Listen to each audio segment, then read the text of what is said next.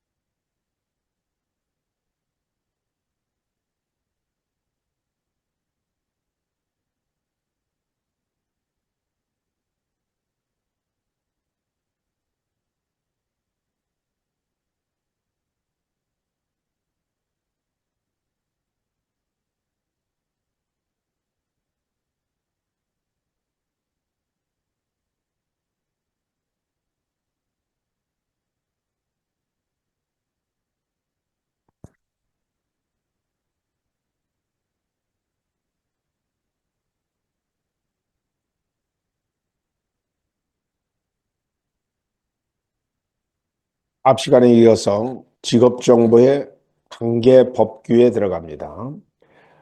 관계법규는 우리가 실무에 나가서도 법률과 굉장히 친한 어떤 삶을 살아야 될지 모르겠습니다. 그러면 여기서 관계법규는 전체적인 깊이 있는 공부가 아니라 이런 법규가 이런 내용이 담겨져 있다 정도만 알고 실제적인 부분에 부딪히게 되면 그 법을 직접 구체적으로 찾아봐야 되겠죠.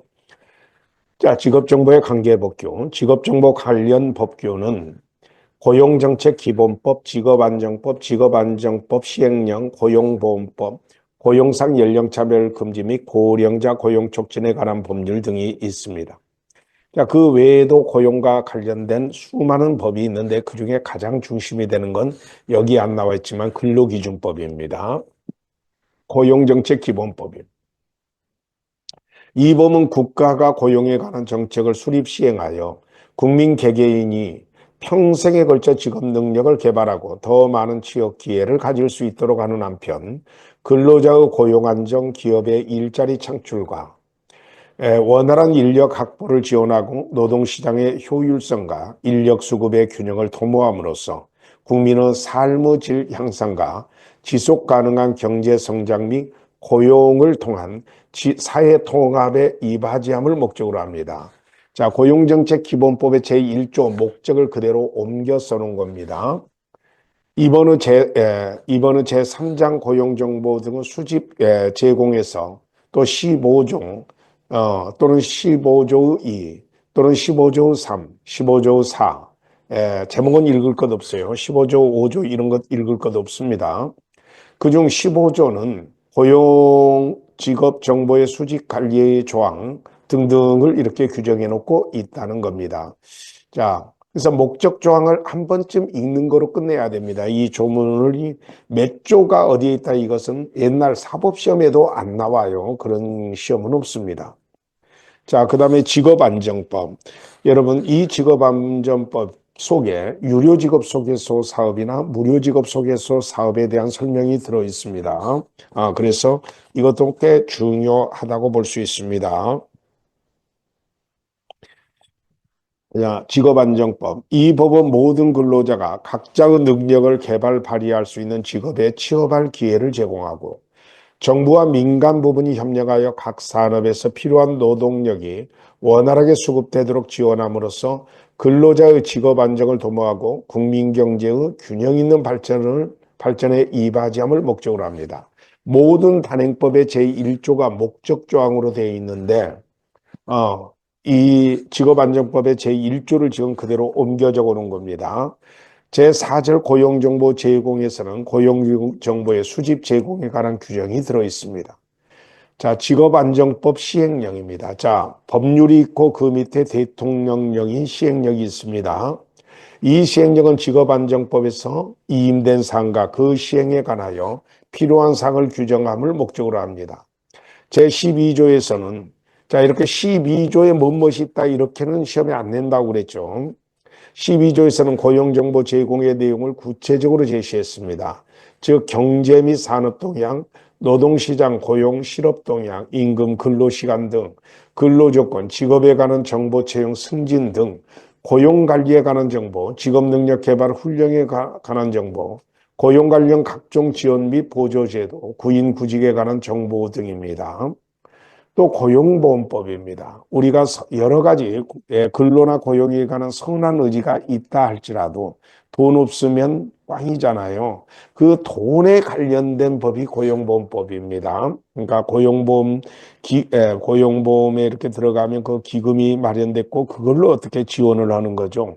저희 학교 같은 직업능력개발법도 고용보험법에서 지원되는 겁니다.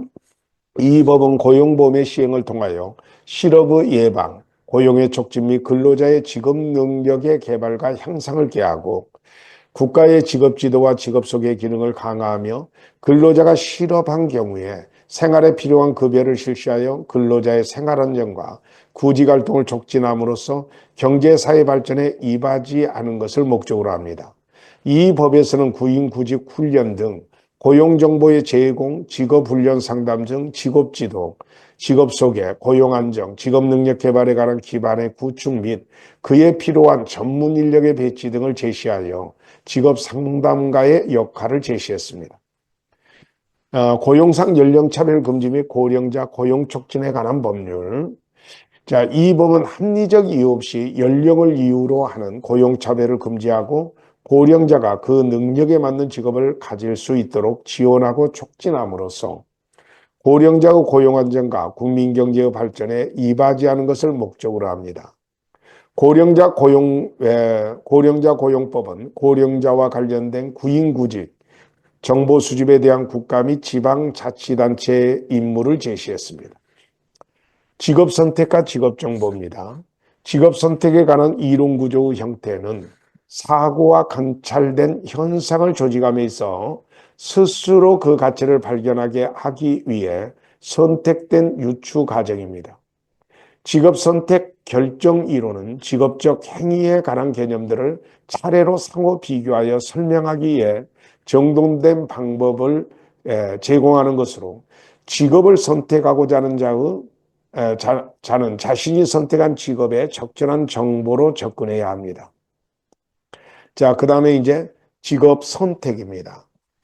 직업과 진로를 선택하는 과정은 크게 자기에 대한 인식, 선택을 위한 준비, 선택을 하는 과정, 선택된 내용을 실천하는 것 등으로 나눌 수 있는데 이러한 각 단계성, 자기 자신에 관한 정보와 직업 세계에 관한 정보는 필수적으로 중요합니다. 위너와 피퍼는 직업 결정이 이루어진 사람들이 아직 이루어지지 않은 사람들을 대상으로 하여 이들의 인지 복합성이 직업 정보가 주는 효과를 검증한 바 있습니다. 그 결과 직업 정보의 제공 형태와 직업 결정 상태에 따른 인지 복합성 점수 간의 상호작용 효과는 없으나 직업 정보 제공이 직업 결정 상태에 관계없이 유용한 것으로 봤다. 자, 이렇게 너무 적나라하게 표현되니까 갑자기 에너지가 뚝 떨어지죠. 자, 어찌됐건 이렇게만 알고 계시면 돼요. 위너나 피퍼의 연구 결과는 직업 정보 제공이 중요하다. 그 뜻이에요. 직업 정보 제공이 중요하다는 뜻입니다.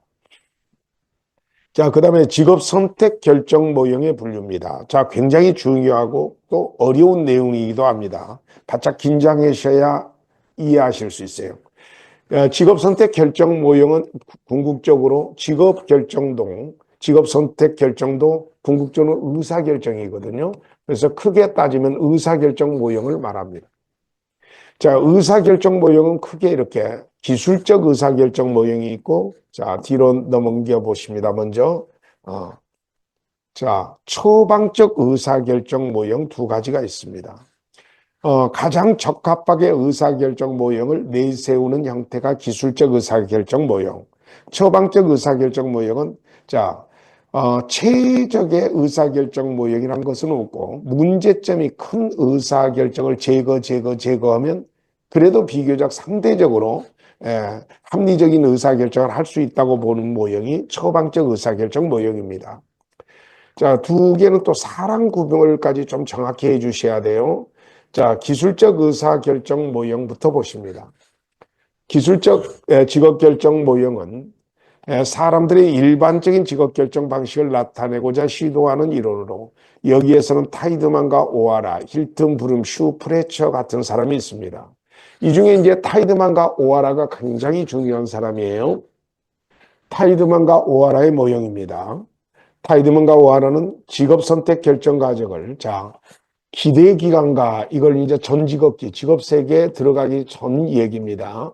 그리고 실행 및 조정 등, 그러면 이건 직업기입니다. 직업의 세계에 들어가서 모형입니다. 두 기간으로 분류했습니다.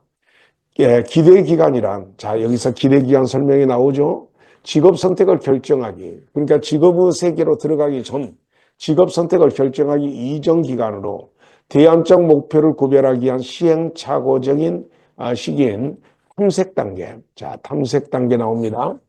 대안적 목표와 목표가 수행되고 있는 현장, 활동 범위, 순서 형태를 분명히 하려는 구체화 단계. 그 다음에 대안적 목표와 수행되는 상황에 개입하게 되는 선택 단계. 자, 선택 단계. 그리고 후에 닥쳐올 직업 상황에 있어 자기 이미지를 보다 완전하게 하려고 시도하는 명료화 단계. 이렇게 네 단계로 구분합니다. 그래서 전 직업기를 같이 한번 읽어봅니다. 전 직업기의 단계는 탐색 단계, 구체화 단계, 선택 단계, 명료화 단계로 나눠집니다. 암기하셔야 돼요. 네, 2차 시험에 나올 수도 있습니다. 한편 실행과 조정의 기간은 직업 선택을 결정하고 난 후에 행위의 단계인데 모듈 교재 없으면 굳이 암기할 것은 없는데 자, 그래서 이때는 이제 수능기가 있고 직업의 세계에 들어가서는 자, 개혁기가 있고 그리고 마지막으로 통합기가 있습니다. 예. 7번째죠. 통합기.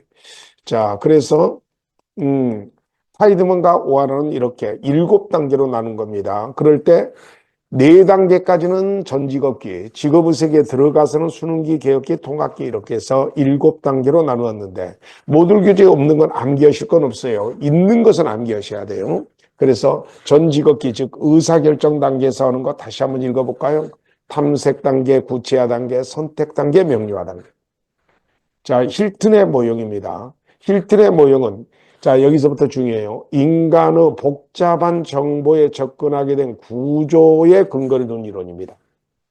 자, 그러니까 복잡한 직업 정보의 접근 구조를 중심으로 직업 결정 이론을 내세운 사람 이름이 누구냐? 그러면 힐튼 모형 이렇게 기억을 해줘야 돼요.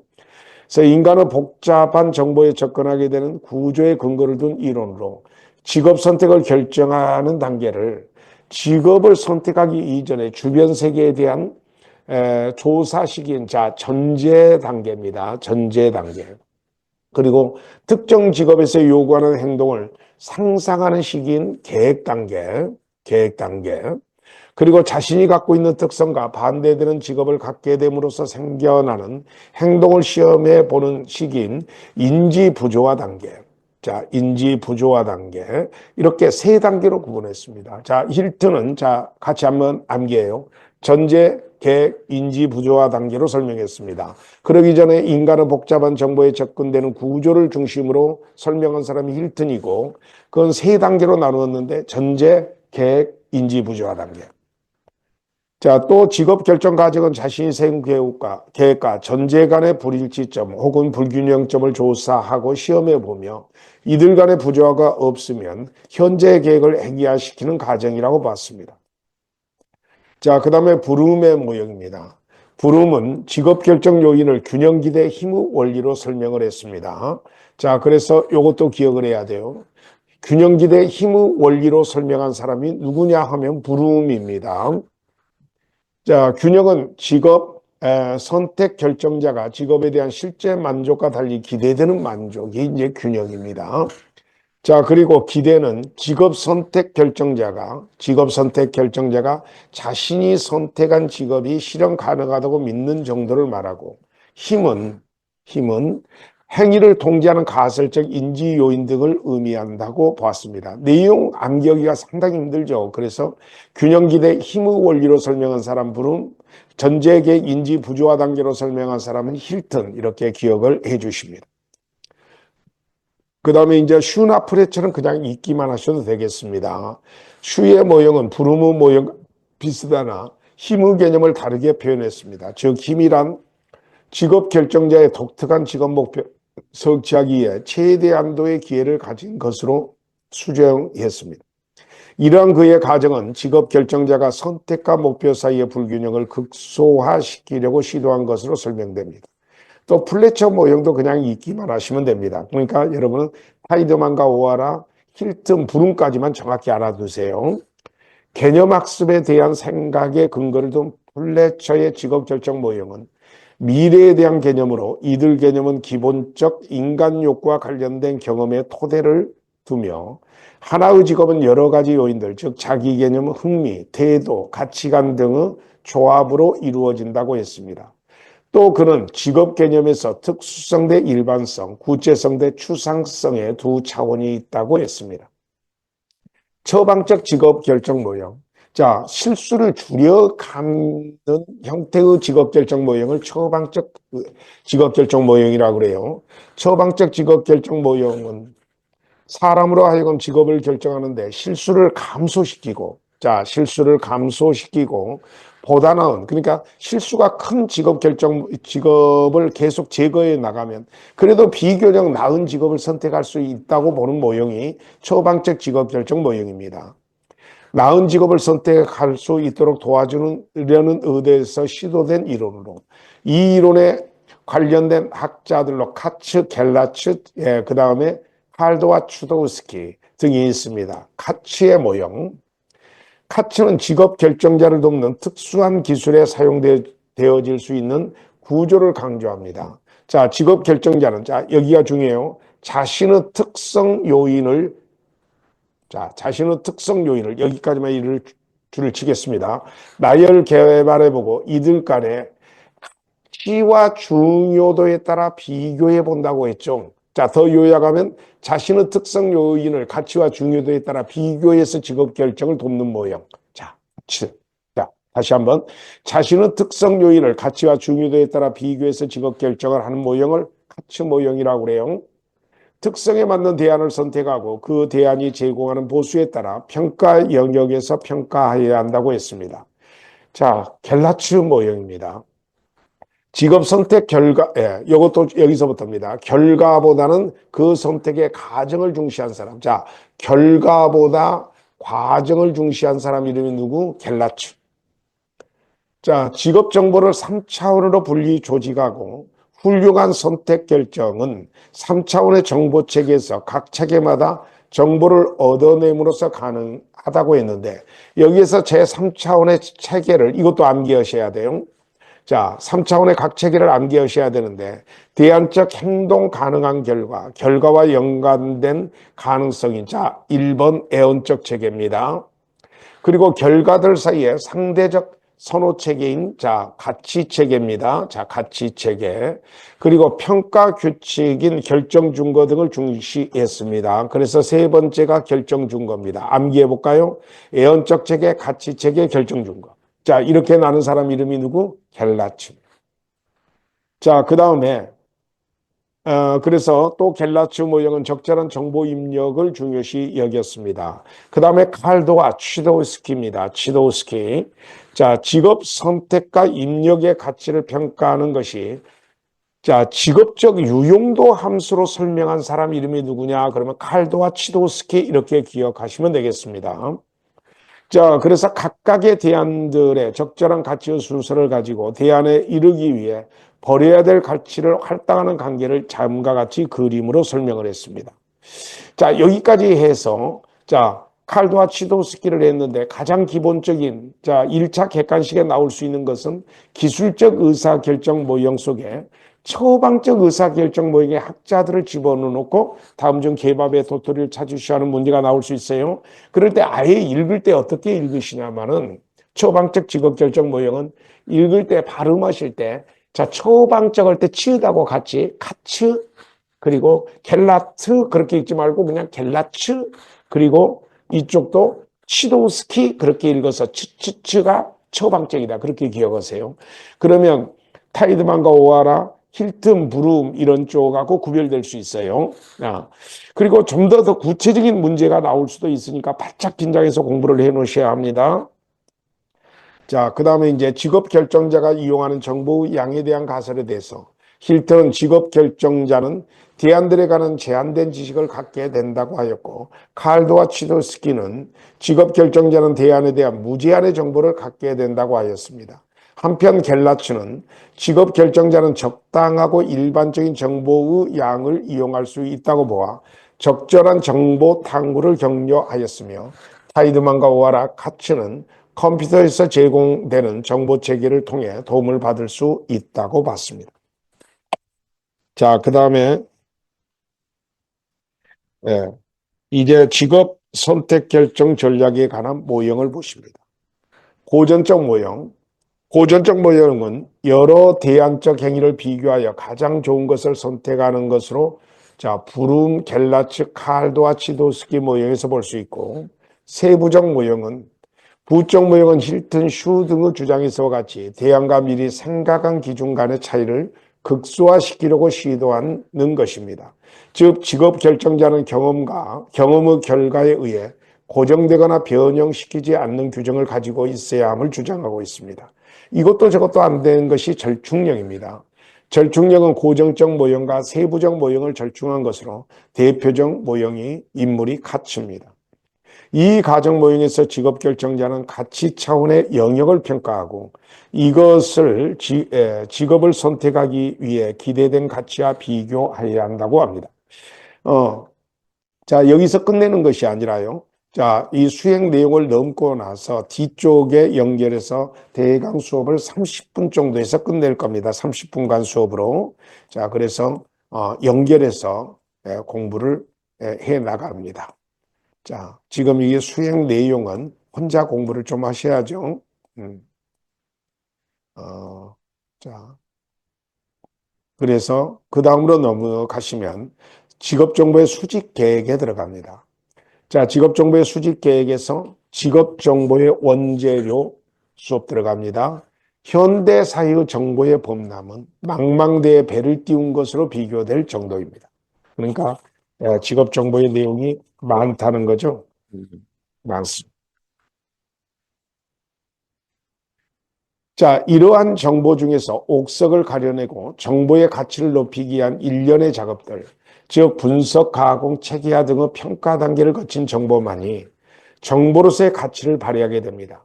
그러므로 직업정보 관리의 첫 단계인 수집 단계에서는 분석되거나 가공되지 않는 원재료에 대해서 살펴보겠습니다. 직업정보 날 것 그대로가 원자료입니다. 직업정보는 원자료는 목적에 적합한 정보를 분석해서 가공할 수 있는 형태의 가장 최신의 정확한 자료를 의미합니다. 원재료는 개인이 수집하기에 그 종류, 시기, 내용 등이 너무나 방대하므로 국가에서 원자료화하여 제공하는 포털을 이용하는 것이 안전하고 용이하다 할 것입니다. 자, 그러면 국가에서 제공하는 원자료입니다. 통계법 제2조에 따르면 통계는 각종 의사결정을 합리적으로 수행하기 위한 공공자원으로서 사회 발전에 기여할 수 있도록 작성, 보급 및 이용되어야 하고 정확성, 시의성, 일관성 및 중립성을 확보할 수 있도록 과학적인 방법에 따라 작성되어야 하며 개인이나 법인 또는 단체 등의 비밀이 보장되는 범위 안에서 널리 보급, 이용되어야 한다고 규정을 했습니다. 정확성, 시의성, 일관성, 중립성을 대표하는 정보는 정부에서 제공하는 자료로 볼 수 있습니다. 자, 국가에서 제공하는 직업 관련 원자료를 공공 데이터 포털과 통계청 국가 통계 포털이 있는데 공공 데이터 포털입니다. 우리나라의 정보에 대한 원자료를 제공하는 공공 데이터 포털은 행정안전부에서 운영하는 자, 공공 데이터 통합 제공 서비스입니다. 행안부에서 운영합니다. 이 포털은 우리나라가 보유한 다양한 공공 데이터를 개방하여 누구나 편리하고 손쉽게 활용할 수 있도록 하는 것을 목적으로 합니다. 공공 데이터 제공 및 이용에 관한 법률 제21조에 의해 이 포털은 행정안전부의 국가정보화진흥원이 운영합니다. 공공데이터란 공공기관이 만들어내는 모든 자료나 정보, 국민 모두의 소통과 협력을 이끌어내는 공적인 정보입니다. 이 포털은 각 공공기관이 보유한 공공데이터 목록과 국민에게 개방할 수 있는 공공데이터를 포털에 등록합니다. 이 포털은 정부 부처 및 산하기관에서 발행하는 백서, 주제별 전문가가 선정한 최신 이슈, 와 관련된 지식 등 지역별 분류 체계별, 제공기관별, 활용 방법별, 파일로드 또는 오픈 API를 통해 제공받을 수 있습니다. 공공데이터는 16개로 구분되며 그중 직업 관련 정보는 산업고용 및 사회복지로 분류됩니다. 목록은 데이터 명칭, 키워드, 설명 등이 포함됩니다. 그 다음에 이제 국가통계 포털이라는 것도 있습니다. 국가통계 포털은 국내, 국제, 북한의 주요 통계를 한 곳에 모아 이용자가 원하는 통계를 한 번에 찾을 수 있도록 자, 아까는 행안부였습니다. 이제는 통계청이 제공합니다. 자, 통계청은 국무총리 소속으로 되어 있어요. 통계청이 제공하는 원스톱 통계 서비스입니다. 현재 300여 개 기관이 작성하는 경제사회 환경에 관한 1000여 종의 국가 승인 통계를 수록하고 있으며 국제금융 경제에 관한 IMF, 세계은행 등의 최신 통계도 제공합니다. 이 포털은 경제사회 환경 등 22개 분야에 걸쳐 주요 국내 통계를 제공합니다. 우리나라는 분산형 통계 제도에 따라 국가 통계를 생산하고 있으며 통계 작성 기관은 중앙행정기관, 지방자치단체 및 통계 작성 지정기관 등으로 나눕니다. 통계 작성 지정기관은 중앙행정기관이나 지방자치단체 이외의 법인으로 국가 통계를 작성할 능력이 있는 기관이 통계청장의 승인 후 통계 작성 지정기관이 될 수 있는데 금융, 공사 및 공단, 연구기관, 협회 및 조합 등이 이에 해당합니다. 그 다음에 주제별 통계. 주제별 통계에서 직업 관련 통계는 노동이며 주제별로 쉽고 편리한 검색 기능, 일반인들도 쉽게 이해할 수 있는 다양한 콘텐츠 및 통계 설명 자료 서비스를 통해 이용자가 원하는 통계 자료를 쉽고 빠르고 정확하게 찾아볼 수 있습니다. 이 포털의 공유 서비스, 자, KOSIS에 수록된 통계 정보를 이용하여 공공 및 민간 등에서 자체적으로 서비스를 개발할 수 있도록 국가 통계 통합 데이터베이스에 접근하기 위한 인터페이스 IPI를 제공하는 서비스입니다. 고용 관련 통계. 고용 관련 통계는 38종이나 됩니다. 정부 부처는 고용노동부, 산업통상자원부, 과학기술정보통신부, 해양수산부, 통계청 등 5개 부처 기관은 한국고용정보원, 한국장애인고용공단, 한국생산성본부 등 3개 기관, 지자체는 부산, 울산, 그 다음에 세종, 경기도 수원, 충청남도 천안, 경상남도 창원시 및 김해시 등 7개입니다. 자, 그 다음에 이제 패널 연구자료도 있습니다. 자, 패널은 동일한 연구자한테 종적으로 시간적 차이를 두고 자료를 받는 겁니다. 그래서 동일한 연구 대상자들을 패널이라고 그래요. 그러니까 그 패널들한테 또 물어보고 또 물어보는 거예요. 그래서 패널 연구 대상자들을 지속적으로 일정한 시간적 간격을 두고 반복적으로 측정하는 연구는 시간적 간격을 두고 여러 차례 측정을 반복하는 방식인 종단 연구 설계와 특정 시점에서 한 차례만 광범위하게 측정하는 방식인 행당 연구 방식 등으로 구분됩니다. 패널 연구는 종단 연구 설계로서 패널 연구는 반복해서 시간적 간격을 두고 물어보니까 대표적으로 종단 연구예요. 종단 연구로서 동일한 대상자들과 동일한 측정 도구를 가지고 지속적으로 추적해서 시간적 간격을 두고 반복적인 측정을 행하는 연구 방법입니다. 자, 그러나 시간과 비용이 지나치게 많이 필요할 뿐만 아니라 패널이 거듭되면서 동세대가 점진적으로 패널을 안 하려고 한다는 거죠. 이탈되는 한계점을 지니고 있습니다. 또 우리나라에서는 직업과 고용 관련 연구소나 기관에서 다양한 패널 연구를 수행하며 이 패널 자료는 직업 정보의 대표적인 원자료가 될 수 있습니다. 자, 그래서 한국노동연구원이 있습니다. 자, 패널 연구를 주로 하는 곳이에요. 한국노동연구원은 우리나라 고용 노동 분야 국책연구기관으로 1988년 8월 25일 개원했고 한국노동시장 및 노사관계 연구를 주로 연구합니다. 한국노동연구원에서는 한국노동 패널 조사를 수행합니다.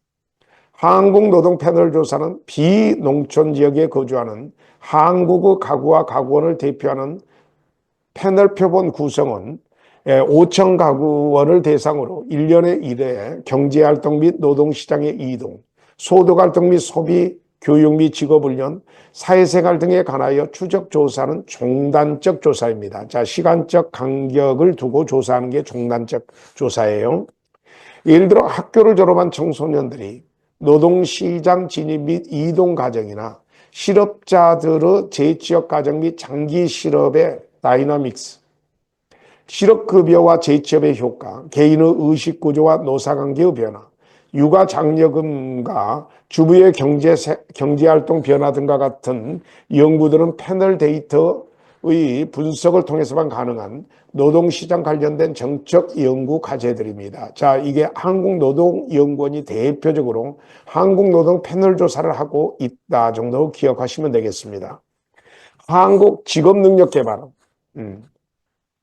한국직업능력개발원은 국가인재 개발정책과 국민의 평생직업능력 개발을 지원하기 위해 설립되었으며 한국교육고용패널, 인적자본기업 패널 등 2종의 패널 연구를 하고 있습니다. 지금 우리는 패널 연구를 주로 하고 있는 기관들을 지금 공부하고 있습니다. 한국교육고용 패널, 자, 한국직업능력개발원은 청소년이 학교에서 노동시장으로 진입하는 기간 동안 진로와 고용에 영향을 줄 수 있는 학교생활, 가정생활, 여가생활 진로, 근로경험에 대해 교육고용 패널을 2004년에 구성하였습니다. 전국의 시읍면 지역에 위치한 2003년도 31학 1명 이상의 2학년이 있는 4,175개의 중학교 및 고등학교가 대상이며 포변 추출 방법은 층하표집, 층하집락 추출법을 쓰고 있습니다. 자, 표본 추출 방법이 단순 무선 표집, 층하표집, 집락표집을 쓰고 있는데 층하표집, 집락표집 두 가지를 같이 쓴다는 뜻이에요.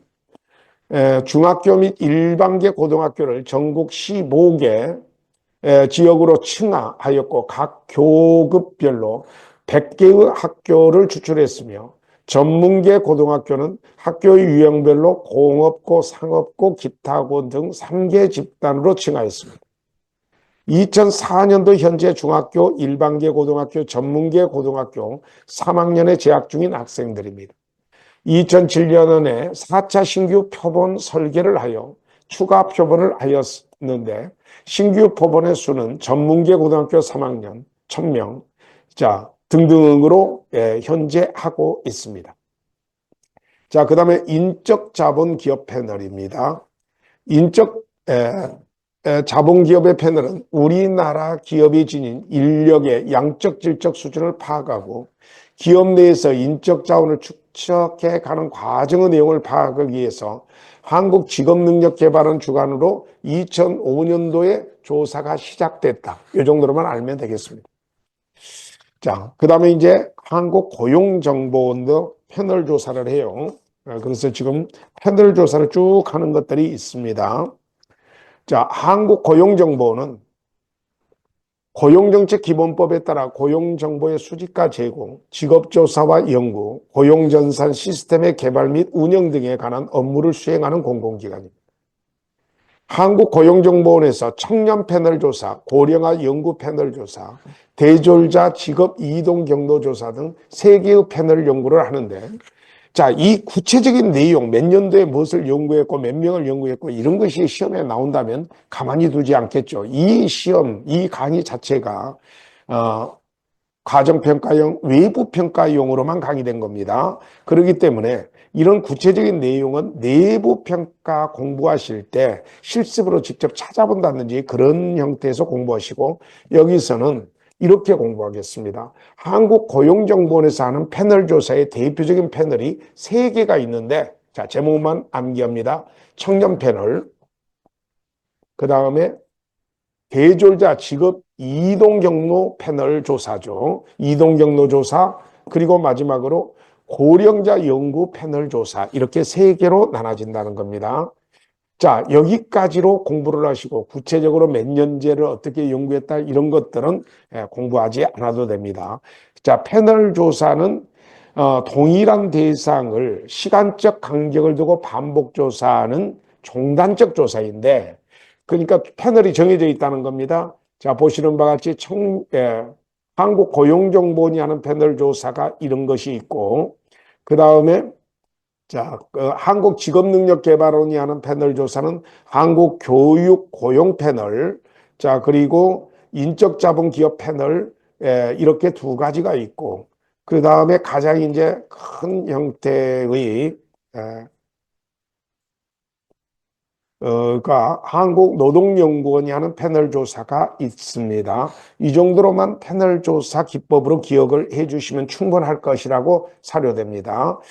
자, 여기까지 제 2강을 마치겠습니다. 고생하셨습니다.